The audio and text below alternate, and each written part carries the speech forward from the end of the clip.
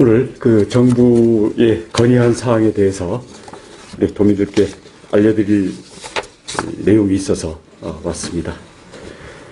먼저 그 내용을 말씀을 드리겠습니다. 정부의 긴급재난지원금 사용지역의 제한 폐지와 현금 지급을 건의합니다. 정부는 지난 4일부터 취약계층, 11일부터는 전 국민을 대상으로 긴급재난지원금을 신청받기 시작했습니다. 하지만 국민들의 불편 호소가 이어지고 있습니다. 바로 정부 재난지원금의 사용지역과 사용 방법 때문입니다. 제주에 살다가 지난달 초에 경기도로 이사했다는 분은 비행기를 타고 제주도로 가서 써야 한다는 설명을 듣고 크게 당황했다고 합니다. 생활에 보탬이 될 것이라는 생각에 재난지원금을 기다렸는데 제주에 가야만 쓸 수 있다면 항공료로 다 쓰라는 것이냐라는 항의인 것이죠. 이분처럼 올해 3월 29일 이후에 제주에서 타 시도로 이사했거나 반대로 타 시도에서 제주로 온 국민은 7,000명이 넘습니다. 제주 인구가 전 국민의 1% 전후인 것을 감안하면 전국에 이분 같은 처지에 놓인 국민이 70여만 명에 달할 것으로 추산이 됩니다. 정부의 재난지원금은 올해 3월 29일 현재 세대주의 주민등록상 주소지를 기준으로 신청하고 지급하도록 해놓았습니다. 지원금 사용은 8월 말까지의 주소지 관할 시도로 제한하고 있습니다. 즉 서울시민은 서울시에서만, 제주도민은 제주도에서만 사용해야 합니다. 근데 문제는 3월 29일 이후에 주민등록 주소지가 변경된 경우입니다. 지원금 사용 지역을 그때까지 거주했던 주민등록 주소지로 제한함으로써 다른 지역으로 이사를 했다고 해도 예전 주소지에서만 사용할 수 있습니다. 온라인 쇼핑몰에서도 사용할 수 없습니다. 정부는 재난지원금이 각 시도의 지역경제 활성화에 기여할 수 있도록 하기 위한 취지라고 합니다.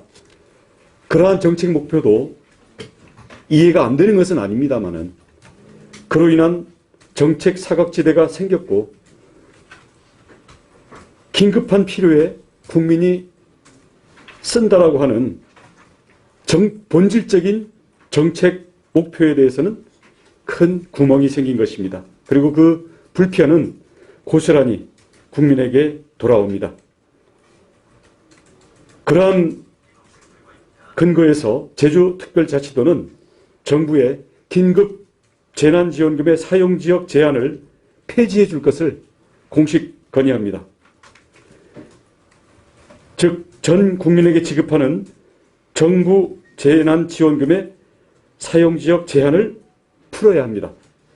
만약 그것이 어렵다면 3월 29일 이후에 주소를 이전한 국민들에 한해서만이라도 현재의 주소지에서 지원금을 사용할 수 있도록 해야 할 것입니다. 현재 주민등록 주소지를 증명하는 서류만 제출하면 해당 지역에서 지원금을 사용할 수 있도록 조치가 이루어져야 하는데 이러한 조치가 이루어지지 않으면 실제로 사용할 수 없는 문제가 발생을 합니다.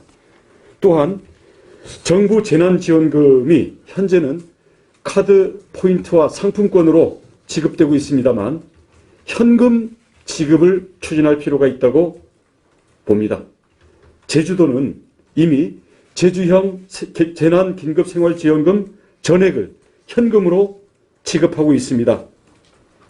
코로나 경제 위기가 3개월여 지나면서 생계를 위협받고 있는 국민들이 많고 또 공과금이나 통신요금, 카드대금, 자녀 교육비 등 현금이 절박한 국민들이 많이 있습니다. 지역 상권의 매출 확대 등 여러 가지 목표도 좋지만 정책 목표를 너무 여러 가지를 섞어놓지 말고 국민 개개인의 긴급한 필요에 쓸 수 있도록 한다는 본질에 집중해야 합니다. 무엇이 긴급한지는 사람마다 사정이 다르고 각자 자신이 가장 잘 알고 있을 것입니다.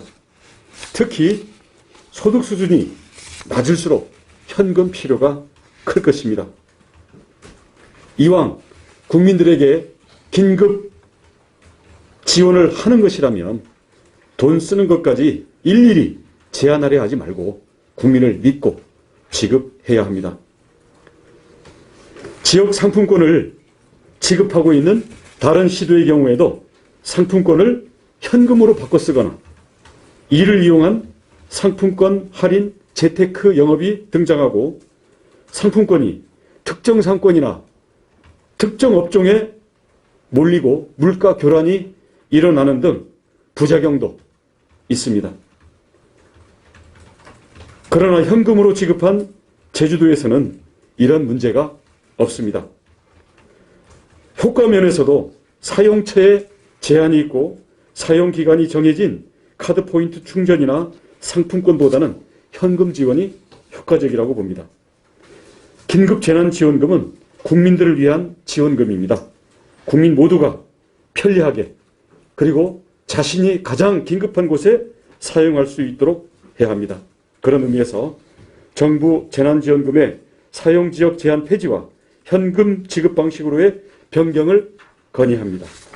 같은 내용의 건의문을 어저께 행정안전부를 비롯한 정부 관계기관에게 이미 제주도의 공식 공문으로 발송을 하고 유선으로도 기본적인 의사 전달을 한 상태입니다. 저희는 원칙적으로 현금으로 지급한다라는 방침입니다. 대신 지급 시기라든지 지급 규모라든지 이런 부분들은 이번에 1차 지급된 내용들에 대한 그 실제 효과라든지 불편사항이 어떤 것들이 있는지 이런 것들을 저희가 평가를 해서 전문가들과 관계 그 당사자들의 의견 수렴을 거쳐서 의회와의 협의를 통해서 1차 지급 시기에 현금으로 지급했던 그 취지가 현재도 그대로 유지되고 있기 때문에 저희들이 그런 방향에서 검토를 하고 의회와 협의하도록 하겠습니다. 그건 전적으로 재원 문제입니다. 전도민 지급하면 당연히 금액이 2배로 늘어나거든요. 그러니까 재원이 그 부분에 대해서는 근본적인 선택의 문제가 있는 건데 전도민에게 예를 들어서 50만 원씩 한 번 나눠줄 거냐 아니면 50만 원씩 2번 또는 재원이 추가로 마련될 때는 이게 길어지면 어려운 층에게 한 번 더 지급할 거냐라는 선택의 문제인데 저희는 앞으로 이 재원의 규모라든지 우리가 지금 지급한 것에 대한 효과라든지 이런 부분들에 대해서 면밀한 평가를 통해서 최종 결정을 하도록 하겠습니다. 지금 대상을 넓혀달라는 분들은 못 받으신 분들은 그런 요구가 많은데요. 이미 한정돼서 받으신 분들은 그 집중돼서 다시 지급될 수 있다는 부분에 대해서 말을 안 해서 그렇지 저희가 각종 노동조합이나 그 계층들을 봤을 때는 그 부분에 대한 또 지속해 줄 것을 요청하는 부분도 많이 있습니다. 그래서 저희들이 더 고민을 해봅니다. 저는 금액을 줄이면서 대상을 넓히는 걸 저는 반대합니다.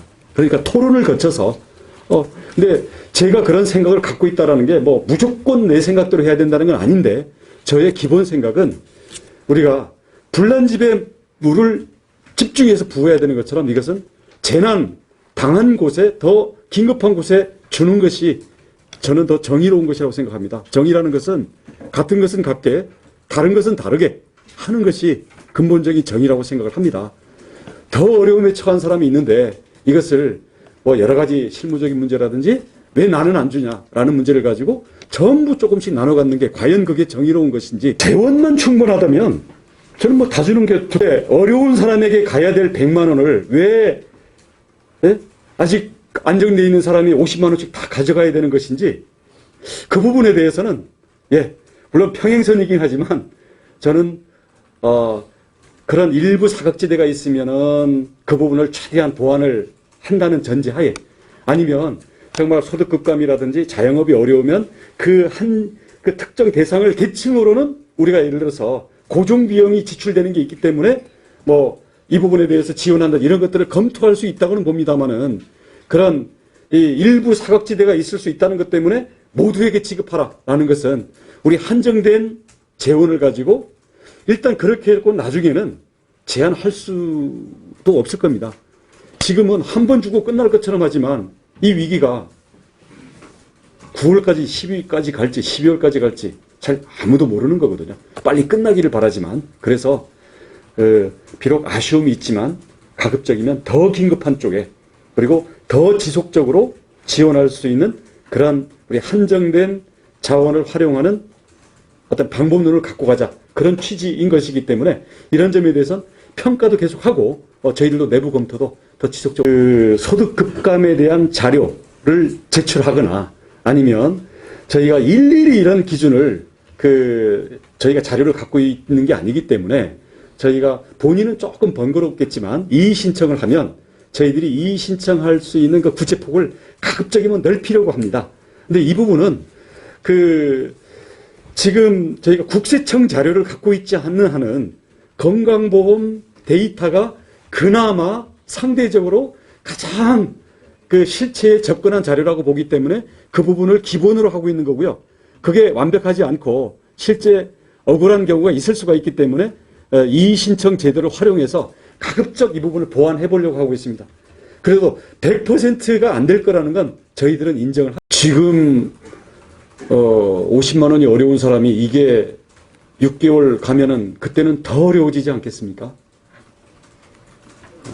그리고 치료제와 백신이 나오기 전에는 그리고 가을 되면 또 실내 활동이 많아지면 다시 대유행이 올 수도 있기 때문에 저희는 이 한정된 자원을 지금의 그런 상대적인 불만을 해소하기 위해서 다 써버리기에는 이 코로나 위기가 기간이라든지 아니면 거기에서 처할 우리 각자 국민들의 특히 이 소득이 낮을수록 이 부분에 대한 피해가 클 것이기 때문에 이 부분에 대해서 저희는 좀 면밀하고 좀 신중하게 그리고 최악을 대비해서 운용을 해야 되지 않나 그런 것들이 특히 저를 비롯해서 우리 제주도정에서 조금 더 비중을 두고 있는 부분입니다. 일본 같은 경우에 과거에 잃어버린 20년 그때 쿠폰을 발행했는데 일본 국민들이 높은 저축률로 해서 다 저축했던 사례 때문에 이제 소비를 강제했던 그런 경우들이 좀 있었습니다. 그래서 그런 경우를 하는데 우선 제주의 경우는 중위소득 100% 이하기 때문에 오히려 저축할 여유가 있는 분들이 많았으면 차라리 저희는 정책 효과는 좀 줄어들더라도 오히려 마음적으로는 더 편안하겠습니다. 그럴 여력이 없다고 보고 저희는 현금으로 드리는 거고요. 그리고 당장 정말 공과금이라든가 핸드폰 요금 그리고 아이들 낮에 봐줄 사람도 없는데 학원비 없어가지고 정말 우리 인터넷으로 볼 때 눈물 어린 사연들을 보면서 이분들이 당장 가서 뭐 특정 상권에서 특정 품목만이 아니라 집에 쌀은 있어도 당장 현금이 없는 이런 경우들이 더 긴급한 게 아닌가 해서 했고요. 그 다음 아까 여유가 있는 분들이 이거를 안 쓰면 결국 소비 확대 이게 줄어들 거 아니냐 그러는데 막상 정부에서는 이걸 사용하지 말고 기부하라고 하지 않습니까? 기부하면 소비 확대가 줄어드는 건 마찬가지입니다. 저는 가급적이면 재원이 한정되어 있으니까 쓰지 말고 기부에 동참해 주십시오 하는 그 양이나 우리가 현금으로 줬을 때 저축할 수 있는 그 부분이나 어느 게 더 크고 작을지 저는 그 부분은 만약에 우리가 실제로 현금을 집행을 해봤는데 이게 전부 실제로 경제 돌아가는 데 쓰이지 않고 이게 전부 퇴장을 한다. 그런다면 저는 그거에 맞춘 정책을 써야 된다고 보지만 아직 그 부분 다른 나라의 사례를 가지고 하는 것은 저로서는 그 부분은 조금 근거가 약한 게 아닌가. 중간중간 그리고 지급이 완료되는 시점쯤에서 이러한 지급된 것들이 어디에 쓰여져 있고 이게 지역경제에 어느 정도 효과를 미쳤는지 그리고 이 부분에 대해서 더 좋은 방법이 있는지 등을 현장과 전문가들 그리고 이 데이터를 직접 생산하고 있는 그런 기관들과의 합동평가를 통해서 도민들께 이 부분을 보고를 드리고 그것을 반영해서 우리 다음번에는 좀 더 좋은 정책 내용이 될 수 있도록 하겠습니다. 자, 여기까지 고맙습니다.